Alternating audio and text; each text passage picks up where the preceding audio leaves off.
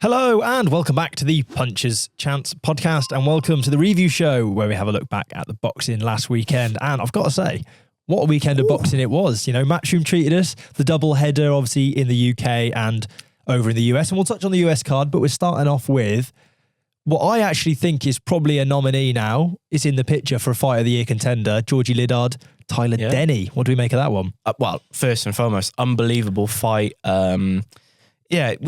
We're going to talk a lot on this podcast today about, you know, youngsters getting tested and prospects getting tested. And that's still what, in my opinion, George Liddard is he's still a British prospect. But do you think with a British and Commonwealth title, do you massively. reckon? I think he's on the verge now of doing something that probably at the start of his career, people were speaking about, but you didn't really want to believe it. But I think when you have a performance like that against Denny, where, you know, you had to dig deep, you know, it wasn't easy for him. It wasn't smooth sailing for him. And I feel like if you can do that performance against Denny, who has recorded some big wins in his career, you know, that Felix Cash fight on his last Matchroom card appearance was a phenomenal performance, ruined the party or ruined the sort of homecoming or the return of Felix Cash that night. And throughout the week, I was going back in my head and looking at that fight thinking, you know, could that be sort of the route of where Tyler Denny could get the victory? But no, it was a proper back and forth fight. It was a very testing 12 rounds for George Liddard. And it was probably the 12 rounds that he needed at this point in his career as a prospect. And I feel like when you watch it and then we're talking about it now afterwards, people forget one important thing. And that's his age. Yeah. That's the thing that is mind-blowing about him. And it'll be the theme of this card and this podcast about all the youngsters on it. We forget how young they are. And we're already talking about them making that next big step. And I think that's very, very exciting. Yeah, it could be. I think in time, it may well prove to be a sort of coming of age performance for George Liddard. Massively. I think, to be honest, you know, I expected him to win it. I did expect him to win it. And I think we both said in the preview that he would. But after, I think, 2 rounds, I was starting to think it might look somewhat similar to the Hamza Shiraz fight, where Liddard looked big and he looked powerful and he was catching Denny. And I thought, it can't be long before Denny unravels here and it's going to be a spectacular finish. And then as we kind of got through 3, 4, 5 into 6, and I thought, hang about, he is hanging in there. And not only hanging in there, you know, he's giving back as much as he took. I think if we're talking age, maybe experience, I think maybe Liddard made it a little bit too easy for Denny to draw him into a firefight. Yeah. I think Denny did very well to do so, but I think Liddard was almost all too happy to get in there and trade, when actually if he took that half step back and when he boxed at range, he looked a little bit better. But hey, who am I complaining? Because it made for what was a brilliant, entertaining 12-rounder, and particularly that round 11, you know, phenomenal. One of the rounds of the year this year. Has to be. It very much had the feeling of the last 30 seconds of a fight where they both just, you know, throw caution to the wind and swing, but they were doing it with a round to go. And you touched on the first couple of rounds. I was like you. I was thinking, this is either going to be a quick night or a very long night for Denny. In the fact of I can't remember the shots, but every time that one shot landed, his legs went underneath him a little bit. It was a pretty straight sort of 1-2 down the pipe. It was from the distance. And then when Denny was able to get in that little bit closer, it obviously takes the sting out of Liddard's shots, but also, you know, lets him in. Yeah. And here's a question for you then. Do you think, you know, it was a sort of weekend of middleweights, you know, we had that fight and then we had over in Orlando that we're going to get on to later. For Liddard now, all right, I called him a prospect at the start of the show. When you look at the future, would you say after that performance on Saturday night, that he is up there with the likes of Carlos Adames? Is he there? Or is he, you know, for example, is he at that eliminator stage where he can go and fight someone to, you know, put himself in a position to fight Carlos Adames, as sort of the kings in the middleweight division? Or is he at that point in his career where he needs to be taking fights, a sort of fight of the passing of the torch moment in the middleweight division? You know, Liam Smith, I see people putting the name around. You know, even Ammo Williams as an example. You know, is he at that point now where you go, right, you've done everything that we expected you to do, and okay, Tyler Denny, you could have fought a little bit better than what you did on Saturday night, but after that Denny performance, do you think now he you start rolling the dice with him? Do you start moving him quickly? Or do you go, right, let's hold back a little bit more because there's something there? Or do you just go, just go straight in there? Nah, I think you take your time. You know, you talk about the likes of Carlos Damas, and we'll get onto his performance. I thought he was unbelievable. And we've spoken about it so many times. There is a gap or at times a chasm between sort of domestic level and world level. And he's not there yet. In terms of, you know, you've obviously got, if you've got the British and Commonwealth, people start talking European or something like a WBC silver, which, you know, I think there's merit to. But for me, I'd maybe be looking at the winner of Shaquille Thompson, Brad Pauls, somewhere around that for the IBF European. It's not the EBU, and I can't off the top of my head pick out who the EBU middleweight champion is. But, you know, something like that, I think he does need a couple more fights that are competitive, are testing. You know, give him, you know, again, maybe stick him on the top of a bill. You know, I think he does well there and he looks to entertain. But I've just looked now, it's vacant, the European belt, apparently, because Tyler Denny held it, apparently. Of course, so, yeah. So is he the European champion already then? He might have been. No, he's not. He won. European... Tyler Denny won the European Championship November 23. No, the European wasn't on the line. No. It was the IBF Intercontinental, I think it was the other third belt. I knew there was a third belt. So, you know, if you've got, for example, Shaquille Thompson, Brad Pauls, it's the IBF European. So they're going to hold some IBF rankings. He's already got the IBF rankings from that IBF Intercontinental. If you can get that sanctioned, which I can't see why you wouldn't be able to, for an EBU European, I think that's a great next step. And it's a little jump up. It's just another little jump up. You know, whether it's Brad Pauls, who's been a British champion, he's defended it. You know, I think he headlined Queensberry shows 3 times in a row. With the British title on the line, or if it's Shaquille Thompson having beaten Brad Pauls, and, you know, it comes with the same thing. So to answer that was a very long-winded way of saying, I don't think he's ready just yet.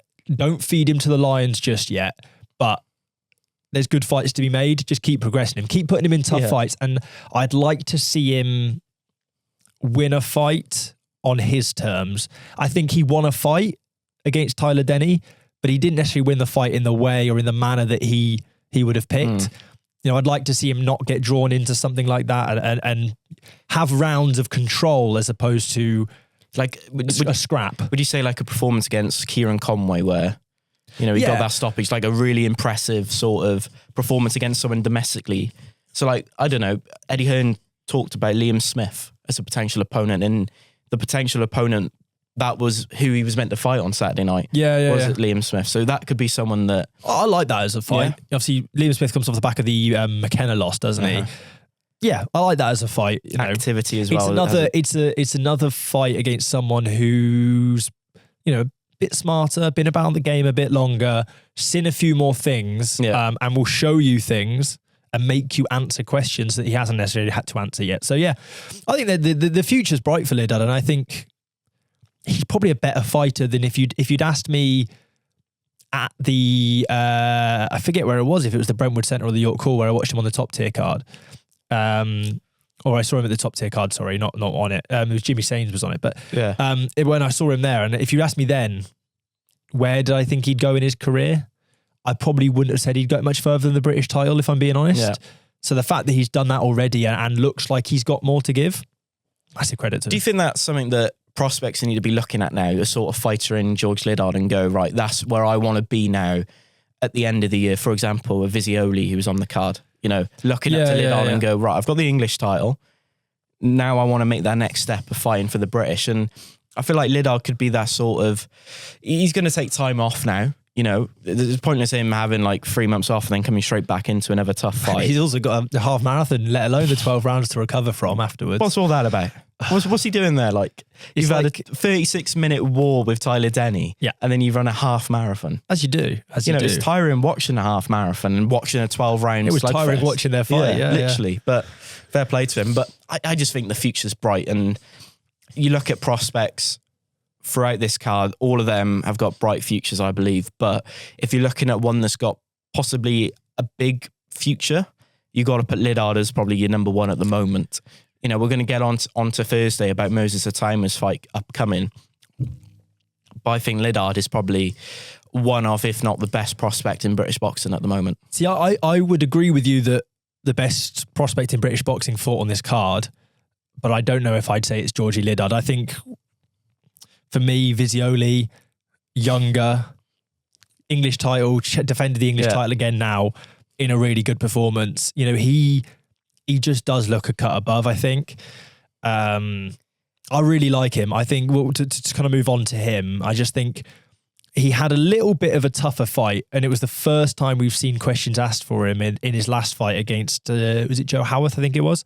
First main event. And he got questions asked of him that he hadn't been already, but he did answer them in the end, and he's gone on and built from that. Mm-hmm. And he's got a couple years. You know, I think he will certainly be a British champion by the time he's at the age of... Possibly his next fight, maybe.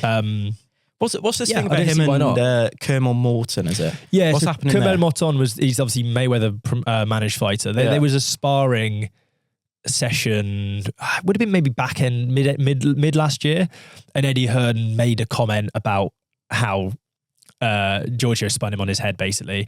And it wasn't something that Visioli was going to confirm. It's sparring. But it's kind of bubbled away since then, and they keep taking pot shots at each other. By all accounts, Eddie's gone to Morton's team. Right, let's make the fight then now. Mayweather Pacquiao undercard, I've heard. Well, you know, if it happens, and I think that's the kind of fight where you roll the dice. Oh, 100%. Because it's a big event, it's a big name, it's a big prospect, it's big money, like you say. But no, otherwise, I think unless he's ready for those fights, though. Yeah. Visioli, you know, if titles aren't there for him at the moment, why not take a fight and earn a bit of a, you know, probably your biggest payday of your career and go over to the States again? And he's already had that experience of fighting in America and all that, and to fight another up and coming prospect and possibly a future star of American boxing, then why not do it, you know? And the thing, what you don't want for Visioli now is him waiting around for an opportunity. If there's an opportunity for him to take, I think he should be taking them straight away and shouldn't be thinking about them. And whether that's defending that English title again, whether that's fighting for a British title, or, you know, fighting a big payday. Well, I expect it to be a big payday against that Kermel guy. I think I would be very, very interested. It would be a close fight, big test for both fighters. But I feel like that would suit Visioli a lot better, because you look at their careers. I'm not really too thingied on Morton's career so far as a pro. He's under the Mayweather banner, so I'm assuming he's got something about him. But he's another one. He's another fighter that's just like scarily young. Is he? So I think he might even be younger than Visioli. So he's a really young talent. You know, like you get those Americans. You look at their record on BoxRec and they're like 21 and they've had like 40 fights already. Mm-hmm. Hang on, where? Yeah. When did you get these? So he's one of those. It's a bit like Canelo Alvarez, wasn't it? Yeah. But obviously in Mexico you can turn pro at 15, I think it is. So, but I like that fight for Visioli if that's next for him, and especially if that's on, as we said, the sort of undercard of Mayweather Pacquiao. You know, what an opportunity for him to go on there, and, you know, that could be the making of him, that fight. And, you know, we could find out that night that he's already past British level, you know, and that could fast track you to a world title eliminator and all that. But I think we're getting a little bit ahead of ourselves. I think you are. For me, I think the fight is the Louis O'Doherty, the British title fight. What a fight. Louis O'Doherty, Queensberry show, knockout. I can't remember when. Yes, against Regan Glacken, I think it was. Yeah, it was a good performance. But I think, you know, if you're talking British title fight, Riyadh season. What was that one? Riyadh in Saudi Arabia had a knockout, didn't he? Or am I thinking of someone? No, you're thinking of somebody else. Okay. I think. I don't know, but he. Either way, he's a Italian fighter. He's got the British title. He's Essex way. So if you're looking at another card, perhaps with someone like George Liddard as the main event, then you've got a perfect co-main there. As you know, Matchroom cards are starting to have a kind of a bit of a format to them that I'm not mad at. Right, you can tell this is a new year here. Sam Hill giving credit to Matchroom Boxing. No, I don't know. It's just they've kind of found this little niche of good title fight, nice little title co-main. You know, a couple 50-50s. You know, you're talking matchmaking on the, you know, I think, you know, Eddie would have been sweating sat ringside watching this card. But matchmaking wise, it was bang on. For entertainment. It probably, I'm not being funny, looking at all the shows they've had so far this year, it's probably been one of the best. Oh, you know, from 7 p.m. till the main event. It's the best domestic card of the year. Full stop. I think possibly the Magnificent Seven this coming weekend, which obviously we'll preview later in the week, has a chance to top it. But on value, what it delivered, you know, we haven't even got on to Leli Buttigieg's performance. Wow. Or performance feels like the wrong word, but fight, you know, he's a fighter again. We've kind of, you know, blown the trumpet off a little bit and hyped up, and he's another one. Really young, really talented, really powerful, got everything for him, but matchmaking wise, they've stuck him in there with a really awkward operator in Jake Goodwin. Tough, physical, never slowed down. Yeah. And then you add in the fact that he, 2-point deducted for a gum shield that kept falling out. I think 6 times, it fell out. He didn't even have a second gum shield. Yeah, all of that against him, and it was against him. Yeah. He made it hard for himself, I think, at times, again, like Liddard, where he looked great when he was boxing long and he could have done it, but I think he was knackered. Yeah, he looked completely shattered after 4 rounds, I think, because of the pressure coming on. Yeah, and sometimes people say, oh, surely it's less tiring to go out on the back foot and use your legs, but sometimes you just got to go grit, and grit and smarts don't go together. And I think he fought fire with fire, and he nearly got burnt, but it was in the mentally end, he got that draining for him as well, I feel like, and he's never been in that position as a professional where he's continuously on the back foot for a couple of rounds. And, you know, it was good access into the corner in between rounds where he's saying to his, you know, coach, I've let you down here and all that. And you could feel like the pressure was on, you know, and it was great. I feel like they were giving him the right signals in the corner saying, you got to go out there and stop him, because if he didn't stop him, it could have either been a draw on my cards or even Goodwin winning. Yeah. For him to go out and to get the stoppage, I just think that shows the sort of character that he is. And we talk about on this podcast all the time about prospects having sort of testing fights in their careers to see where they're at, you know, to keep them honest, I think, because they're in a brilliant position to be able to have their career shown on DAZN and all that. So many fighters want to be in their position. So it's always sort of, if they have a tough fight, which he did have on Saturday night, he sort of sees where they're at and whether he needs to drop back down to that before the bell or whatever it's called, before the main broadcast. But for him to go out there to get this stoppage as a prospect as well, you know, sometimes it isn't easy for him to do that. It was just fantastic. And there's been a lot of talk about the stoppage and the way he acted. And some people online are not happy. Some people are saying, fair enough. I'm in the sort of, I'm in between. I'm sat on the fence. I've got splinters with it, because I'm feeling like for his age and the way the fight played out, you can't blame him for jumping around and all. But I think if he waited a little bit to make sure that he's actually all right, he's upright and all that, and then started celebrating, I would have been like, yeah, that's probably the right way to go about it. I do get it. And like you say, it was an emotional moment, but it was a violent knockout. Yeah. And there was a moment, particularly for us watching at home, where you hadn't seen, they were showing Buttigieg doing the rounds, so you hadn't seen the opponent Goodwin yet. So I get it, but let's be real. What this is not what people are making it out to be. He did not see. No. He did not stop to see if his opponent was okay. He got caught in the moment, and the second people stopped him and said, look, mate, calm down. Let's make sure he's all right, and then we celebrate. He went straight over, and his whole demeanor changed. So I think, if he'd gone, you know, we've seen Adam Azim drop backflips on people that are, you know, seeking attention, and then, you know, you don't realise sometimes. Yeah. You get caught in the moment, you get caught in the emotion.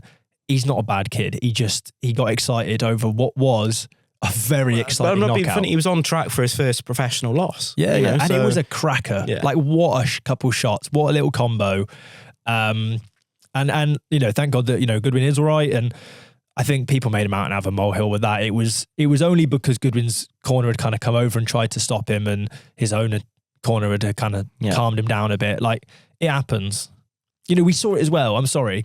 Figueroa got excited, and the whole Andrew Kane, you know, and then all of that incident. You know, let's be real. If Nick Ball had done that to Brandon Figueroa, there'd have been no fuss. So I kind of get both sides of it. It's not that deep. I think it just shows the experience as well of he's probably never been in that situation where just not that deep. He's on track, like I said, for his first loss. And then out of nowhere, he gets the stoppage that he's so needed. And for him to do it as well, I just think it just shows what's in there. And I feel like he's going to learn a lot from that fight and take a lot away from that. And he's a bit like Liddard now, where you want to give him a couple months off, chill out for a little bit, because that was a grueling sort of fight, and come back, and it's pointless dropping back down because you're not going to learn anything. That's taking a backward step in your career now. It's all about carrying on building and building and building, and hopefully he can take a lot from that fight and take a lot of learnings from it, and can move on to bigger and better things, because that's what you want for these prospects now, innit? You don't want them to be sat still and continuously fighting sort of fighters that you can go, you'll beat him. You want them in fights where you go, okay, this could be a little bit tough. Let's see what he's about. And that's exactly what we saw on Saturday night. We saw what Emmanuel was about. And he showed that he's got a lot of, he can dig deep. I knew you said the word, but he can dig deep. Yeah, absolutely. Elsewhere on the card, while we'll finish up on the kind of prospects at the end, Bevan and Maca that were before the main broadcast. Jimmy Sains, Derek Osaze. I don't want to get too hung up about this one because, it's frustrating. Yeah, it probably was the wrong decision that Jimmy Sains defended his title successfully. A lot of people had Osaze winning it, and he'll be so frustrated, and I don't blame him. But rematch, I think maybe give it a rematch. Yeah. Also, there is, rightfully or wrongfully, there's a kind of mentality that when you are the champion, you've got to beat them. Yeah. To get it off them, and I think the problem is so many times you see it the other way, where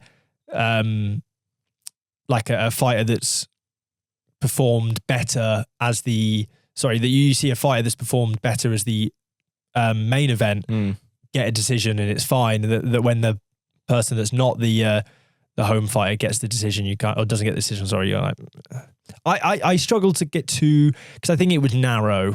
It was narrow.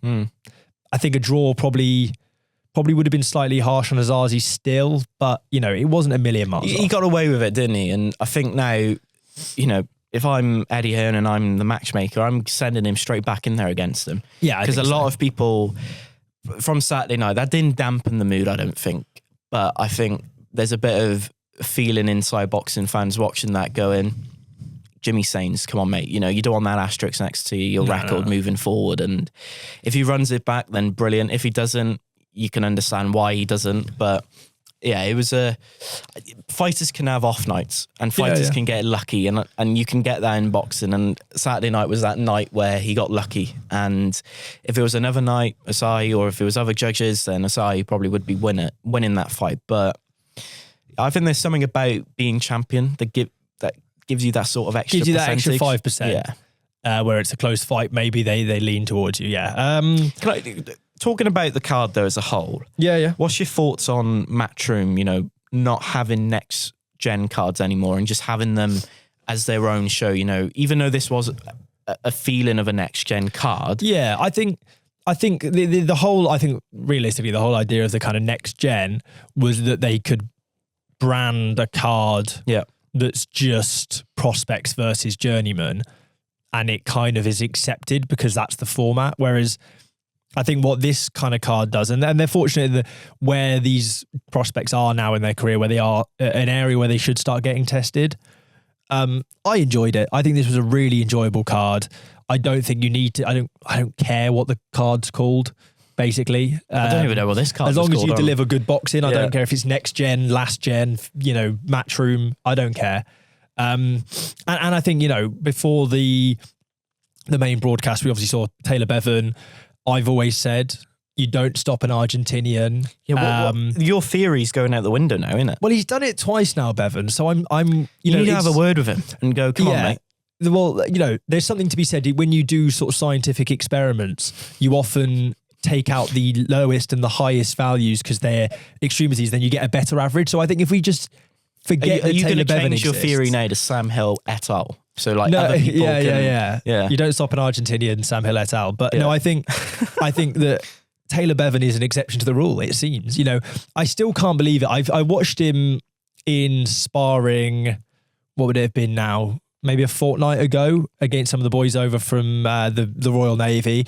And he had some really competitive sparring then, and he was doing back-to-back rounds, and he looked good. He always looks good. But I think, again, like I'm saying with Liddard, I expected big things, but I think he's probably already delivered better than I expected. Yeah, and I think he's got the support, the fan base. Eddie Hearn at the end of the night. I'm not being funny. I think I might have to go and watch Taylor Bevan if I get a free pint for watching him. Yeah. Where's my pint? Yeah, exactly. I didn't get a pint in watching him in training. I don't think they'll have a bar though where he trains, surely. No, probably not. But it's not Ben Whittaker. Someone could have brought it over. Yeah, true. Yeah, Ben Whittaker's gym. Not anymore. No, but like you said, great performance. Another 8-rounder it should have been if it went the distance and all. And he's probably at that stage now where you want him to be kind of tested. But I think one or two more fights I give him before chucking him in for a 10-rounder, maybe. Get him active before the summer, before June, and let's see what happens then, because I still firmly believe that Ryan Garner will be fighting Anto Kakashi at St. Mary's in the summer, and I believe that Taylor Bevan should be on that undercard. So I think that's what he's maybe aiming for. So maybe have a couple more fights at that level, 8-rounders, or even fight a 10-rounder, who knows.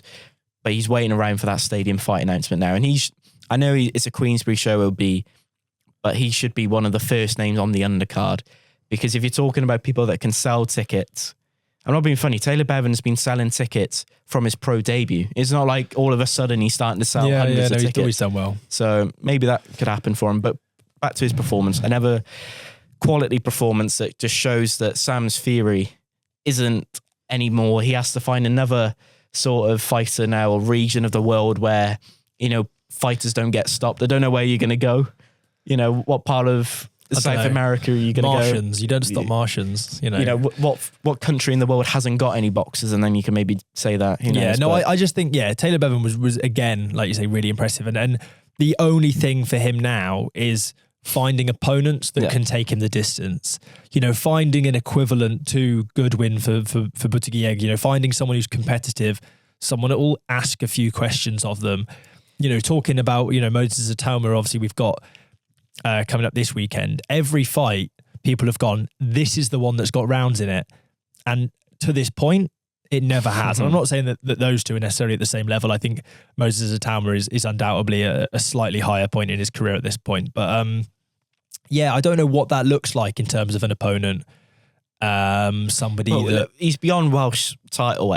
Can he fight for the Welsh title? Well, I don't actually know. I imagine so. But like you say, he's beyond that. And but I think he is eligible for the English title.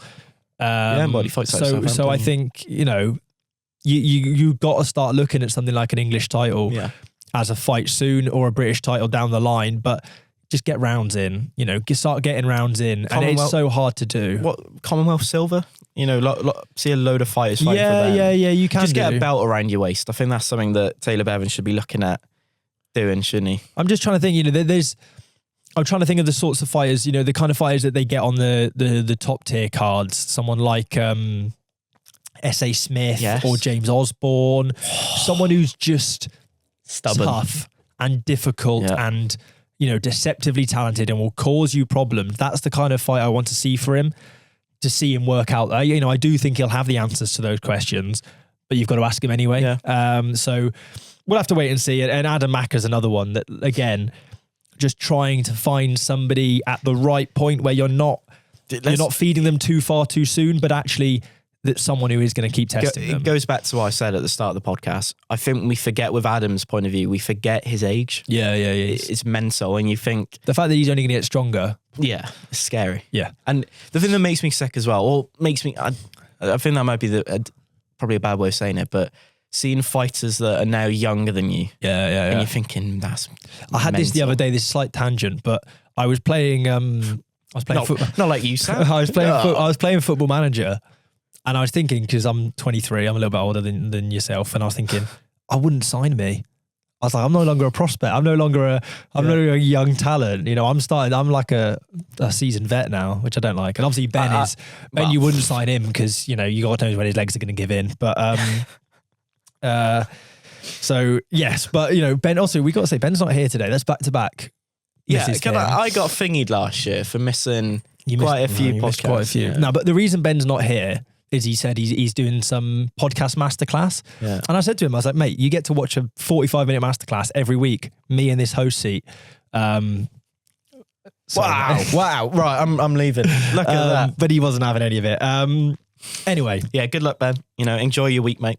The boxing. Do you know what his wait until Thursday, Mike, because I messaged him before the podcast to ask him about his prediction for Moses Atama, Jermaine Franklin. Yeah. And it is, I'm surprised he knows how text messages work. I thought it'd be like he sent a pigeon. Leave me a voice.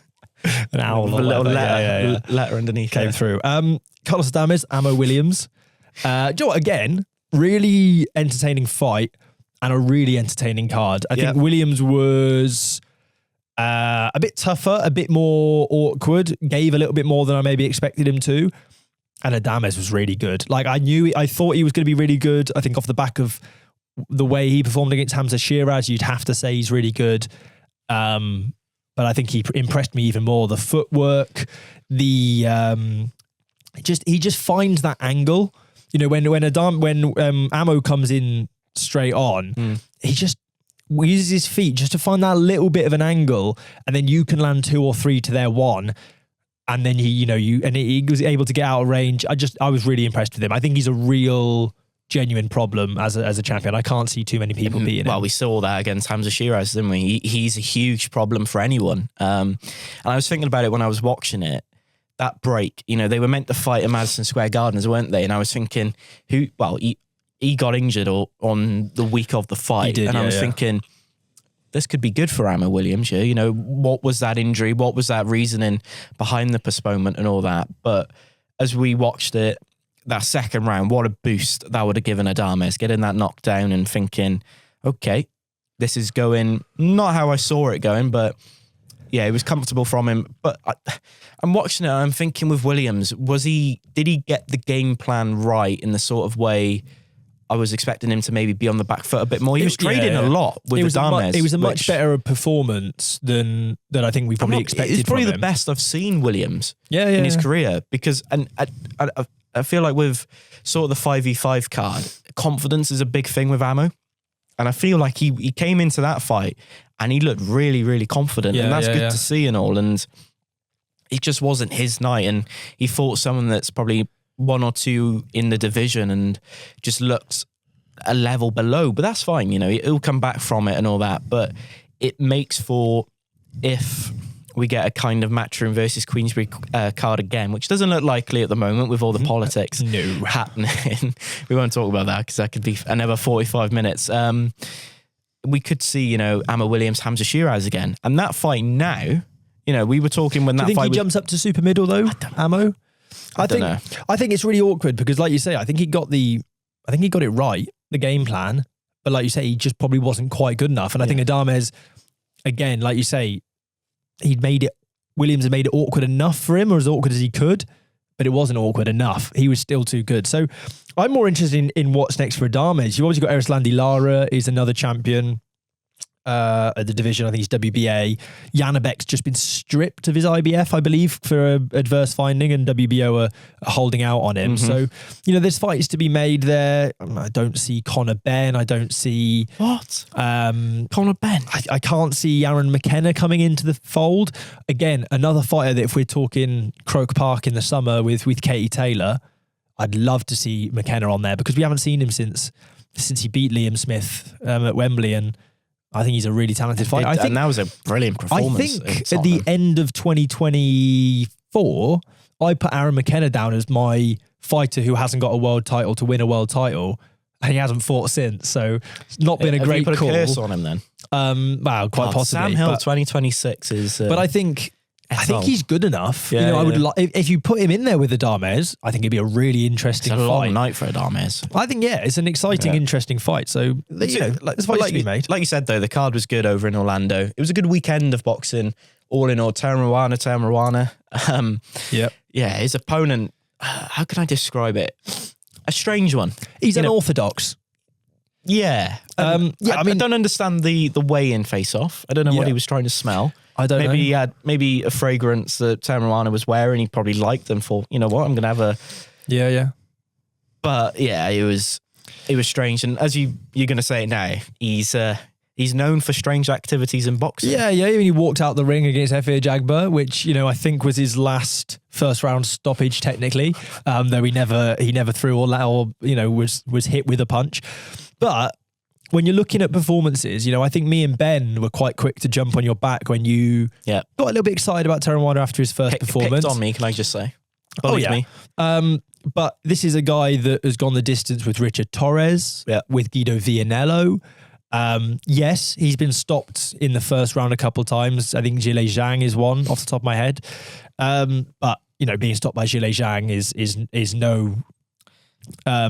nothing to be ashamed of. So, Teremoana evidently has some real power and some real power, and it didn't even seem like he had the full, he went through the shot. Or it's very bizarre, and then he doesn't have the most orthodox of boxing styles. For a former Olympian, you wouldn't say that he's the cleanest, sort of sharpest fighter in the world, but if you've got that kind of power behind you in the heavyweight division, then you've got enough to cause anyone problems.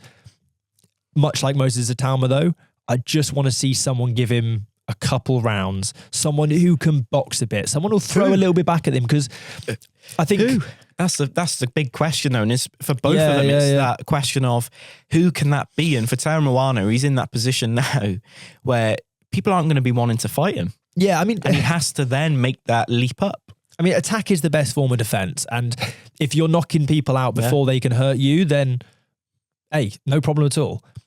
But at some point, you would imagine, particularly if he gets to the top level, there will be people in there that can absorb that damage and can deal it back. And then we don't know. We just haven't seen it. I'm not saying he hasn't got it. Yeah. We just haven't seen it. And he's evidently good enough to box because he's an Olympian. So I'm interested. I can't work him out. I don't know how good he is. Are you a fan of him now, though? Are you like me now? Are you on his are you on that train? Where are you sat on that train? I've always been on the train, but maybe at the start I was bumping fare. I didn't scan my ticket on the way through. That's actually a crime. I was sat in the toilet waiting when the ticket man came by, and then I went back to the other end of the train. But I still wanted to be a part of the Teremoana hype train. Now, are you joining me in first class, or are you? I ain't got the facilities for that, mate. Yeah. But I'm there. I'm looking through the window. So, would you say he's in that sort of area with where Moses Atauma was a couple months back, where he just needs that sort of name fighter now, someone that's got a bit of pedigree behind him, a bit of history, someone who's maybe been at the top of the game and has slowly sort of deteriorated down a little bit? Yeah, maybe you'd say he's at that sort of Atauma pre-Marius Vac, maybe? Yeah, but look what happened with Vac, Exactly. I think, I can't remember, but we might have to go back and watch that podcast when we previewed it. I think maybe not Ben, but I might have said that this is going the distance. This is the first time. Ben's not going to predict that. But yeah, I think he is at that point where you're just like, you need somebody to tell. I genuinely could not tell you how good Teremoana is, because there's not enough evidence. There's not enough. Yeah. And it's no fault of his own. He's had enough fights. 10 fights, I think it is now. Well, just as Hooney's fighting, I'm just thinking of like the future of Australian boxing. Hooney's a quality fighter. I think Fraser Clarkie's Hooney's probably a step too far, obviously, for Teremoana, but I mean, down the line, it's a great fight. I'd love to watch that. So yeah, we'll have to wait and see. Omari Jones as well took the distance for once, a rarity.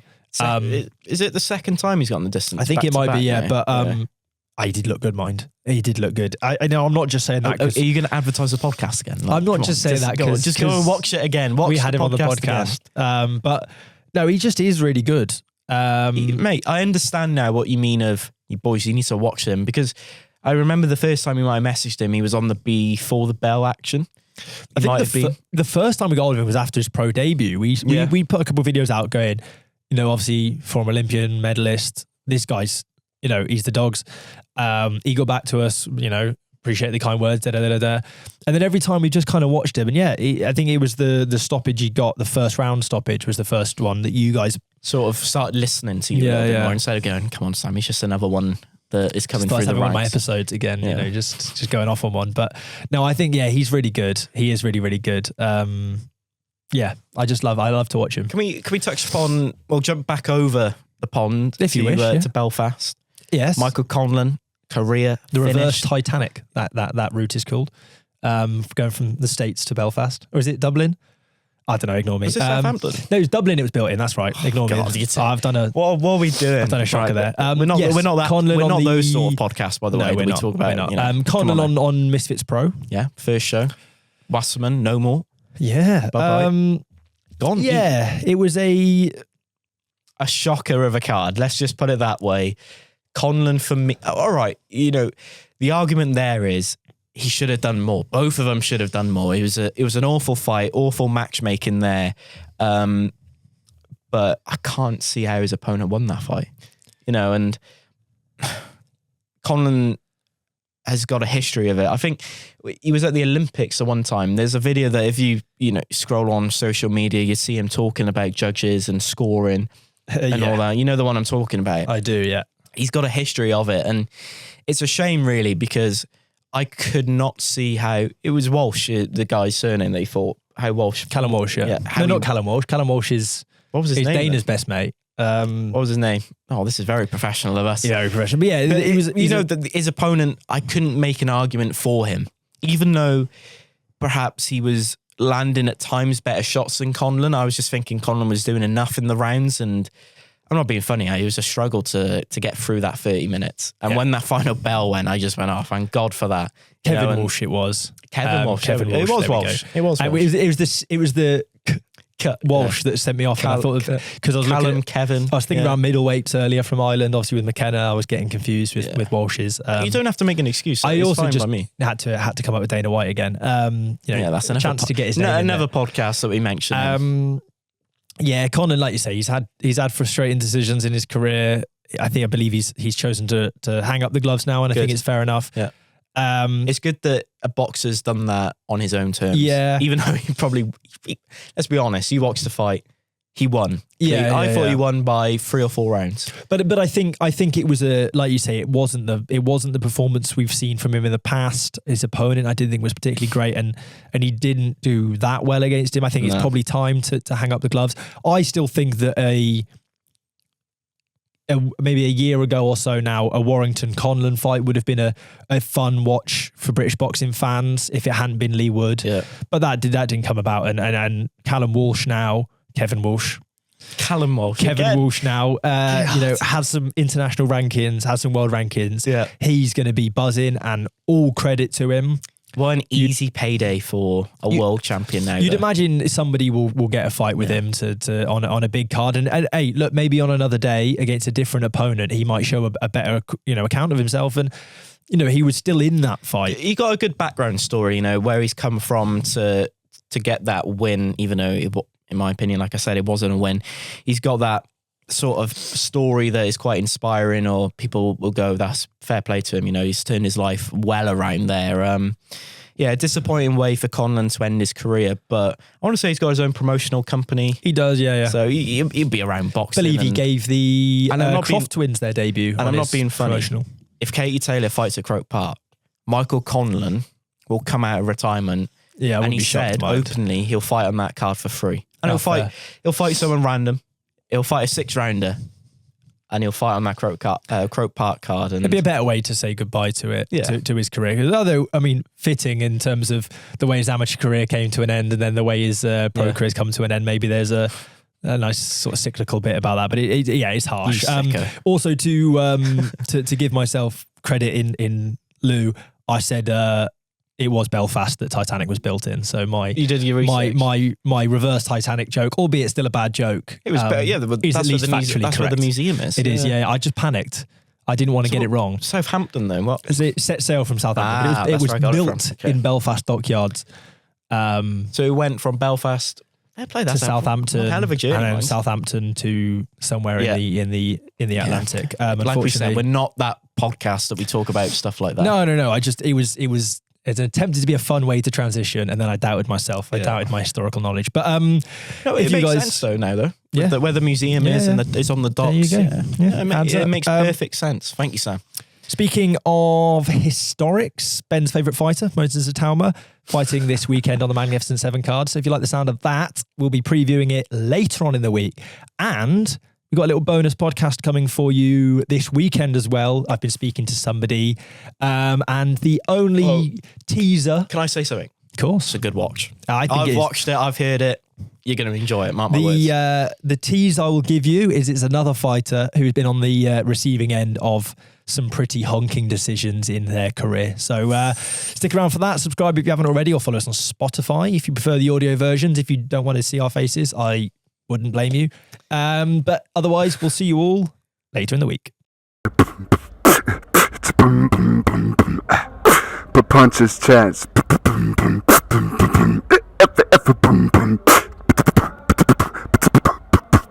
Punches Chance Podcast.